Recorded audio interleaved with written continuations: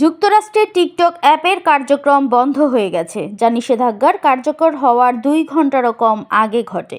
অ্যাপটি ব্যবহারকারীদের একটি বার্তা দেখাচ্ছে, দুঃখিত, এই মুহূর্তে টিকটক উপলব্ধ নেই। যুক্তরাষ্ট্রে টিকটকের কার্যক্রম নিষিদ্ধ করার জন্য একটি আইন পাশ হয়েছে। এই নিষেধাজ্ঞা কার্যকর হওয়ার আগের দিন শুক্রবার যুক্তরাষ্ট্রের সুপ্রিম কোর্ট একটি আইন পাশ করেছে, যা কংগ্রেসের ব্যাপক দ্বিদলীয় সমর্থন সহ 2024 সালের এপ্রিলে প্রেসিডেন্ট জো বাইডেনের দ্বারা স্বাক্ষরিত হয়। আইনটি চীনের মালিকানাধীন টিকটককে নিষিদ্ধ করার প্রক্রিয়া শুরুর মাধ্যমে মার্কিন প্রতিষ্ঠানগুলোকে বাধ্য করেছে, যাতে তারা টিকটকের কন্টেন্ট হোস্ট বা পরিবেশন না করে। টিকটকের বিরুদ্ধে উদ্বেগ ছিল যে অ্যাপটি চীন সরকারের পক্ষ থেকে মার্কিন নাগরিকদের উপর গুপ্তচর বৃত্তি করার সুযোগ তৈরি করছে।